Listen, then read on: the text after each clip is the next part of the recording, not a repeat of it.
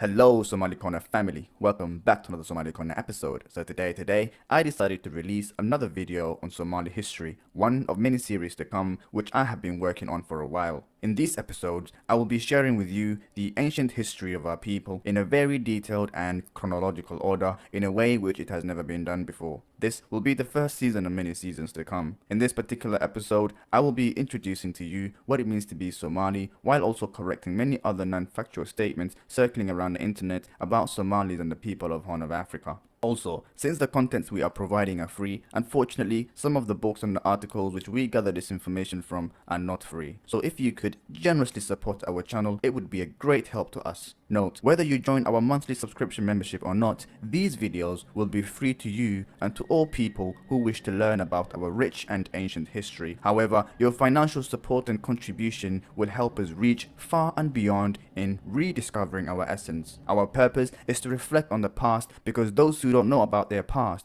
are doomed to repeat its mistakes.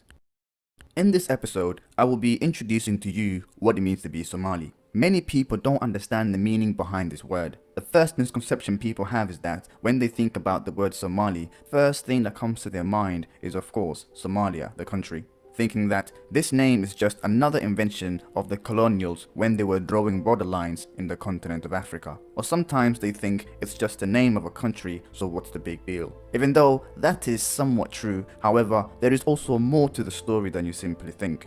First of all, it's important that you understand the different ways the word Somali can be used. First, it all begins with Somali, the tribe. And then there is Somalia, the country, which gained its independence from multiple European colonial powers in the 1960s. And then you have Somali, the nationality, given to anybody who is born and bred in Somalia. To further understand the name Somali, I'm going to begin with how this name came to be in the first place. And so, our story begins with a specific tribe who are native to the Horn of Africa, i.e. the Somalis. They are massively widespread in East African regions, solidly occupying large land masses stretching from Djibouti, eastern Ethiopia, Somalia and northern Kenya. Long before the African borders were drawn, the Somalis lived as a major influential tribe known as the Somalis, and that's where the root word of the name Somali was derived from. Now that being said, there is two sides to the story why these people are called Somalis or Somales in the early days, and we will consult with Somali oral history to further understand its native root word. Among the theories indicating the origin of this name is that one of the eponymous ancestors to whom almost half of the Somalis descend from was called Somali, and his brother was called Sab, and from Sab came the other half of the Somalis. The descendants of Sab speak the Afmai dialect, while the descendants of Somali speak the Mahatri dialect. Some other oral stories when speculating why all Somalis were named after Somali, they say he, i.e. Somali, was the king of the Somalis, and also he was the elder son of Hil, an ancestor from whom both Sab and Somali descend from. Also, as we find in recorded history, almost all of the Somali sultanates during the Middle Ages were named after the founding fathers of the ruling clan, such as Ajuran, Galedi, Wasengeli, and Majerten. Maybe this could be an attestment to the whole Somali was a king theory. There is not much stories revolving around Somali, however, stories relating to his existence is not only found in Somali oral history. You will find Somali being mentioned in an ancient Borno Oromo genealogical ancestry having Somali as one of their eponymous ancestors, which they knew as Samalo, son of Boron, son of Ormo, son of Wako. And as for the Somali ancestry, it goes as follows: Samale, son of Hil, son of Abrone, son of Lohan. As you can already tell, both ancestries differ in genealogical structure. However, there is no doubt that Somalis and Borno Oromos share a linguistic and genetic relations indicating a common origin. If they had a similar ancestral oral history, this could have made the Somali and Borno historical relations a depth deeper than previously thought. Also, the other main problem I faced while comparing these two genealogies was the difference in the structure and placement of ancestors, which did not match as I suspected. A point to note is that both Borners and Somalis share two similar ancestral names.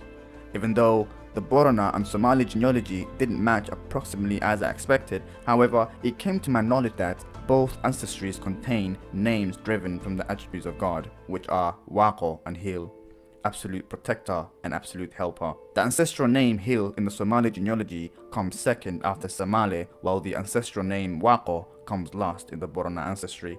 Now, since this is an ancient genealogy, it was quite common in ancient times for people to refer to God as their father and saw themselves as his children from creation point of view. In Somali, God is referred to as Ebe, meaning all father, or in other words, father of all creation.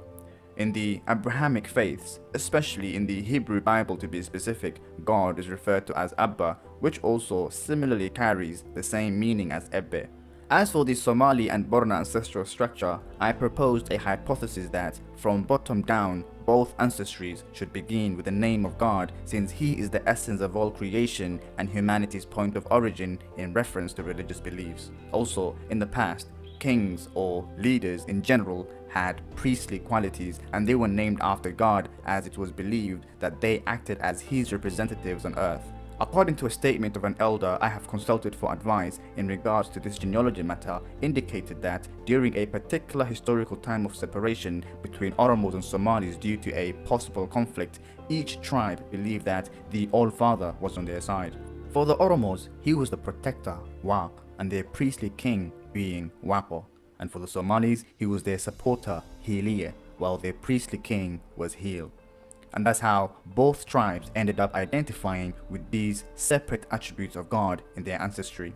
Prior to this conflict, both tribes conformed to one religion, and to them, Hil and Waq was the same God. So, to make sense of the Somali ancestral genealogy tree, I decided to restructure its patterns by dragging the name Hil in the Somali ancestry to the bottom, and by doing this, I expected both genealogies to match like a jigsaw puzzle. And here are the results. Samale, Somalo, Abrone, Boran, Lohan, Oromo Horro, Hil, Waqo. In this experiment, I assumed that these two names, Abrone and Borana in the Somali and the Borana Oromo ancestry, probably had the same meaning, since both names are somewhat similar in pronunciations. So, before I ran into conclusions, I contacted knowledgeable Somali individuals such as Bedwaq and Faisal, who are better suited in explaining and defining complex Somali terminologies. With their help, I learned that Abrone and Boran differ massively by definition. Before I start detailing what these names mean, let's try to understand the cultural definitions behind naming people in Somali and other Cushitic cultures and what inspires them.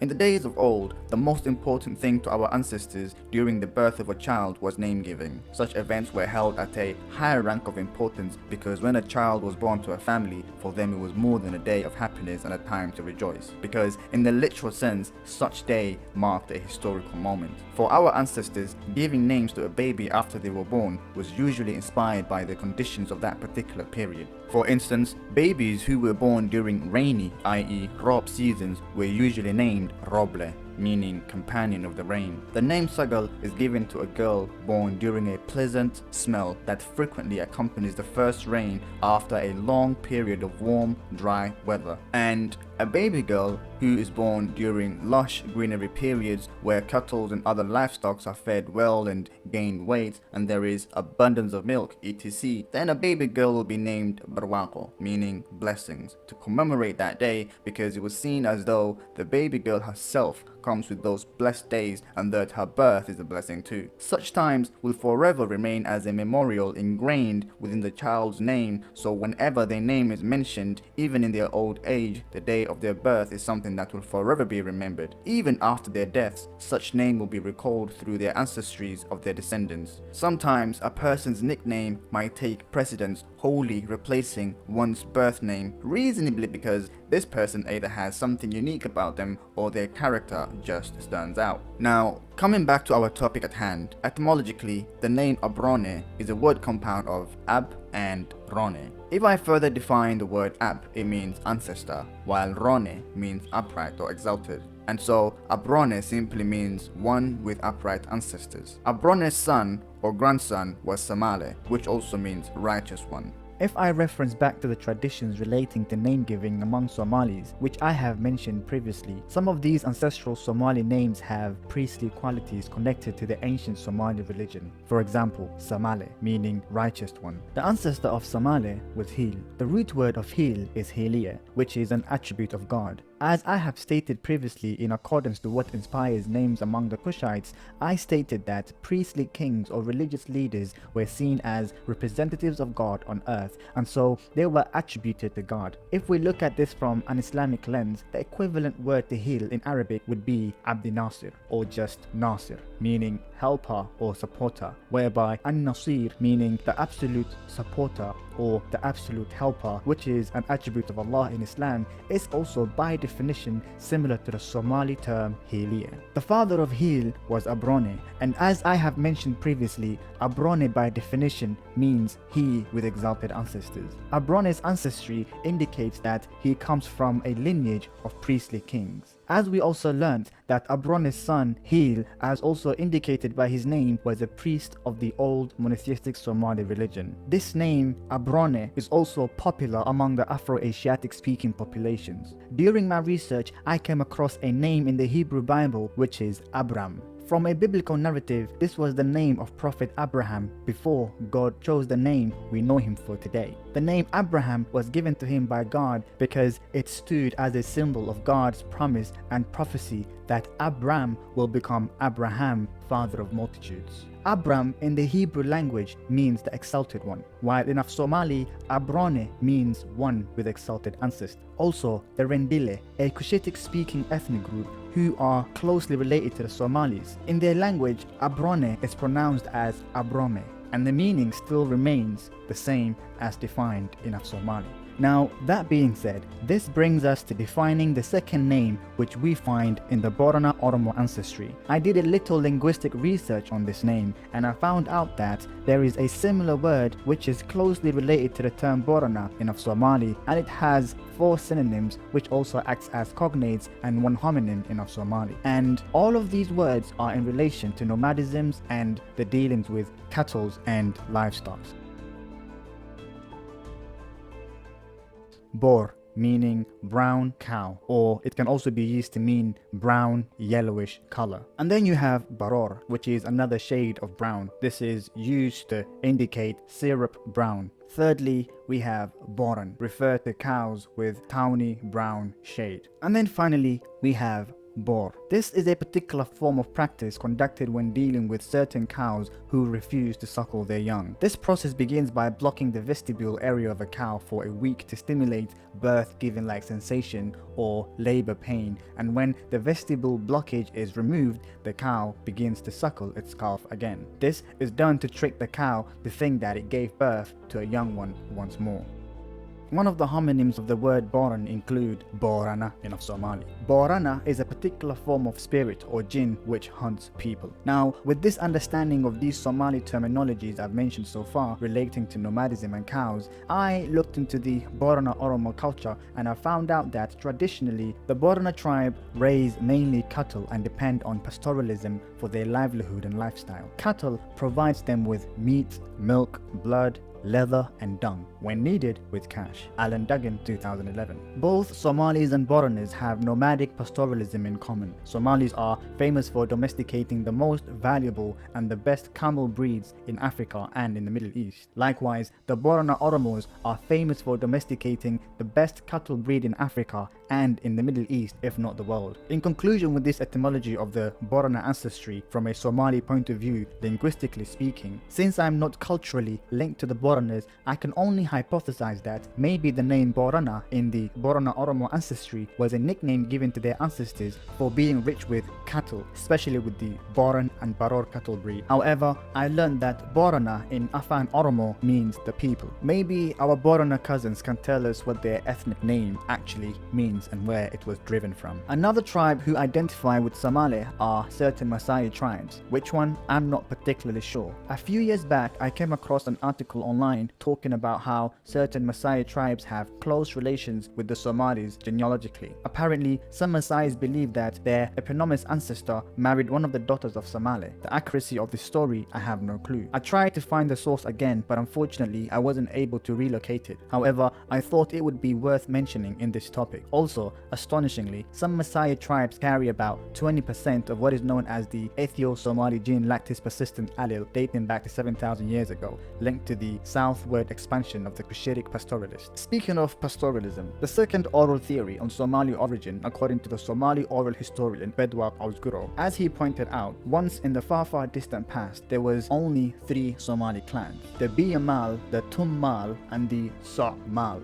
Each clan name indicating what their specialities are. Mal in Somali means wealth, so if a particular word is followed with mal at the end of a verb, it means such person gains his or her earnings from that which the word mal is associated with. For example, Morok mal is someone who earns their daily living through physical work which requires body strength. Another example is Maskah mal. I want you guys to let me know what you think this word means in the comment section below. Even though it's possible that ancestry and blood relations were a thing of importance to our ancestors in the past, but also it seems as though our ancestors valued productivity and formed communities based on interest, where communities of the same interest came together to form an alliance to strengthen their manpower and security from external threats. Their main purpose was to grow together to reach far and beyond. As the African proverb goes, if you want to go fast, go alone, but if you want to go far, go together. Today, when you look at the landmass, which is home to the Somali tribe, it makes you think how intricately connected our ancestors were, and it's as though they had one goal in mind, that is to leave a valuable heritage behind, and Somali's location today relates that story. To our ancestors, such alliances based on interest and ancestral relations were very important in times of war, drought, and migrations. Also, the 3-clan theory seems to be in line with recent historical and archaeological discoveries in regards to prehistoric populations. For example, let's begin with the So'mal. The So'mal were nomadic pastoralists, and they were the first to form communities based on pastoral nomadism, or maybe that was the cultural state of the Somali ancestors or the Kushites in general before they discovered farming. Around 9000 to 8000 BC, the first distinct pastoralists can be traced to what is today North and Northeastern Africa, and from there they spread southwards into the Horn of Africa and elsewhere. Those migrating pastoralists who settled in Ethiopia, Somalia, and Lake Turkana of the northeastern Kenyan regions 8,000 to 5,400 years ago, or maybe even earlier than those periods, would eventually become the ancestors of the Somalis and other Cushitic ethnic groups such as the Oromos. When it comes to animal domestications, Somalis are famous for domesticating camels, and it is also believed that they were the founders of camel husbandry. For example, camel bones have been discovered in El Abore, northeastern Somali regions of Kenya, and Gobedra in Ethiopia, dating back to around mid-late Holocene periods, 7,000 to 1,000 years ago. Gifford, Gonzalez, 2003. Paleontological research in Ethiopia in the Lower Omo Valley discovered a molar tooth and a metatarsal bone dated at 2.6 million years ago. Arenberg, 1947, cited by Richard Trevor Wilson. These findings seem to be of a Bactrian camel and are the first camel remains recognized from Eastern Africa. Howell et al., 1969, cited by Richard Trevor Wilson.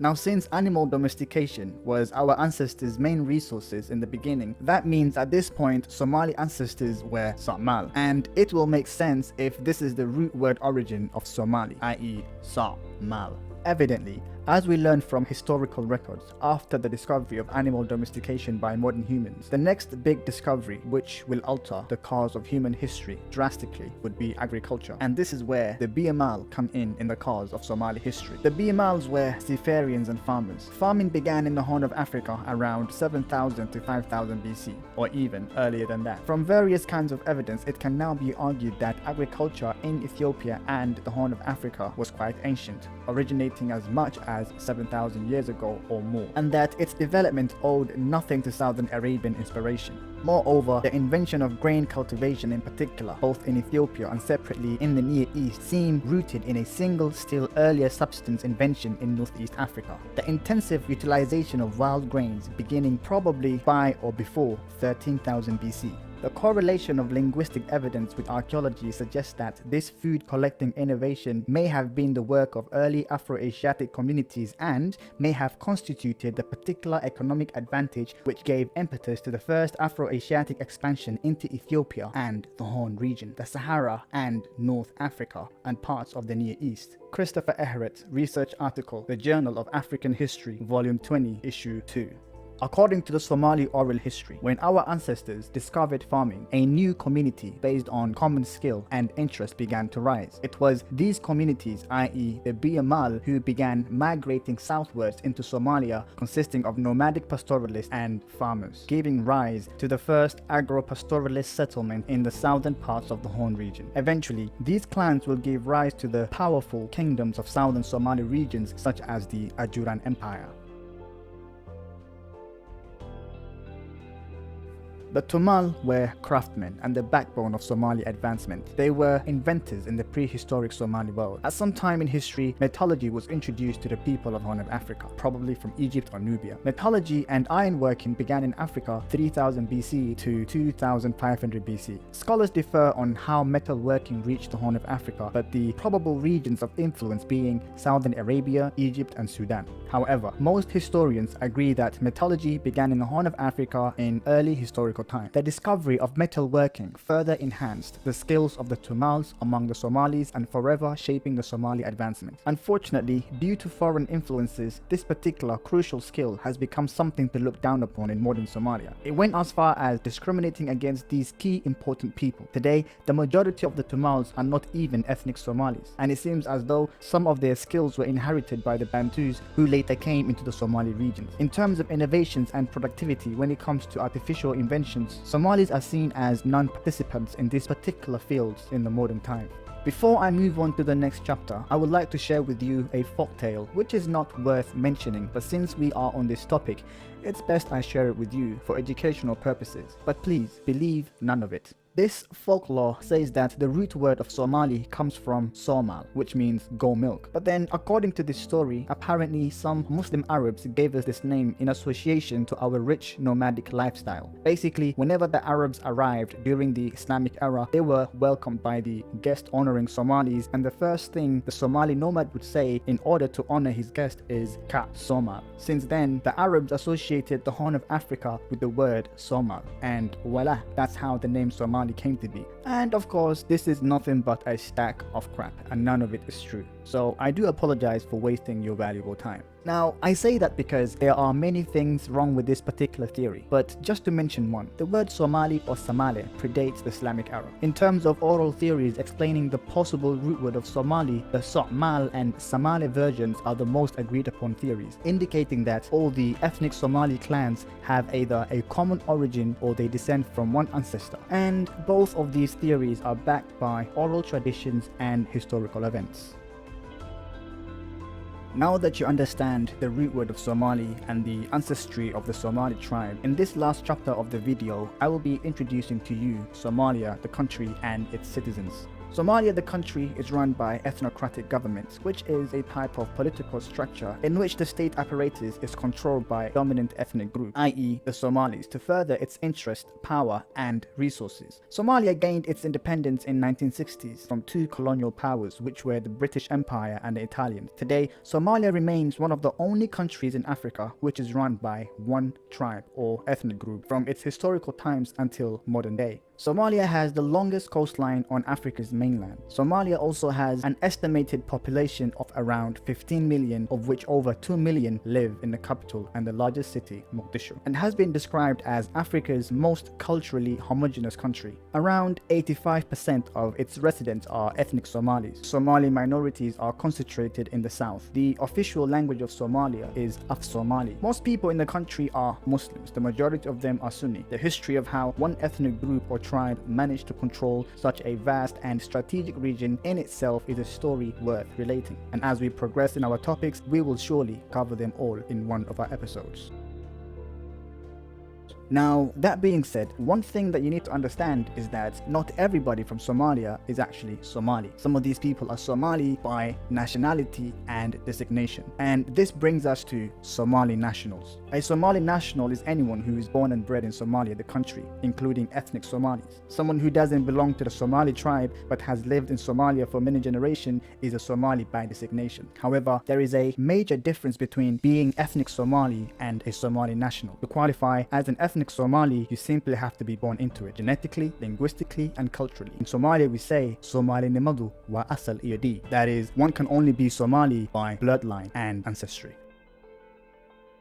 Now, speaking of Somali nationals, this brings us to the Bantus of Somalia, who are the descendants of many Bantu ethnic groups, primarily from the Niger-Congo regions of Africa. Their original movement is tied to the Bantu expansion, which took place 2,500 to 1,000 years ago. They were brought to Somalia between the 17th century to the 19th century AD by Arab slave traders and colonial powers. The Somali Bantus endured centuries of oppression in the Horn of Africa as slaves and agricultural laborers, the majority of their oppressors being the foreigners who brought them to Somalia. The Bantus of Somalia are also known as Gosha and Mzigula. They speak a language belonging to the Bantu language groups. Sometimes they speak a hybrid language, which is a mixture of Bantu and Somali. In Somalia, they reside in the southern parts of the country, near the Shabelle and Juba rivers. They inhabit lands given to them by the Somali government. The majority of Bantus of Somalia are the descendants of Bantus from Southeast Africa, specifically from Mozambique, Malawi, and Tanzania.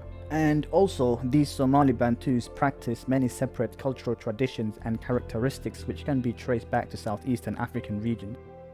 During the Civil War, nearly 3,300 were estimated to have returned back to their original home, which is Tanzania and Zanzibar. However, this situation has changed over time, partly due to the fact that Bantu groups have started to organize and arm themselves. Therefore, in certain locations, Bantu groups have gained strength and are able to fend for themselves.